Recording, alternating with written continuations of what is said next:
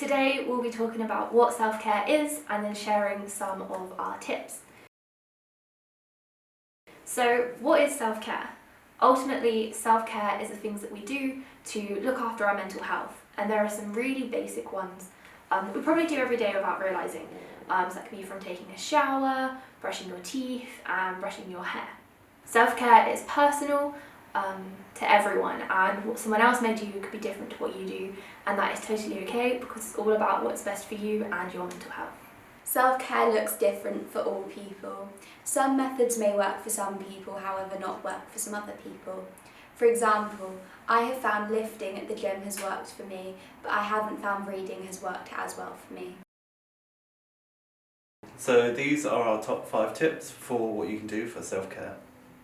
I find that reading or creative arts are a really excellent way to help me get out of my head and to put myself in a different place where I can express myself. I find that listening to music and doing exercise like football, going to the gym, rugby and basketball have really helped me.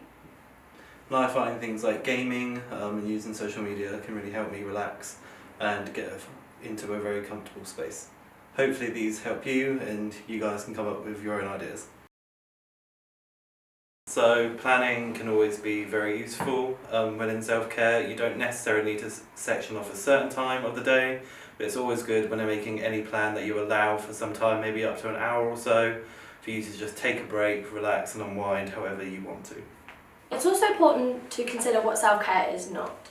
Self-care is not selfish. A lot of the time you may be made to feel as though taking time out and prioritising yourself is a selfish thing to do, but it's really good for your mental well-being, so it's important to try and include it in your day. It's also not compulsory. If you decide you don't want to practice self-care, that's fine, but it is something that could help your daily routine, so it is worth trying it if you feel under any stress or mental strain. Self-care is also not a chore, so it shouldn't feel emotionally draining when you're practicing self-care.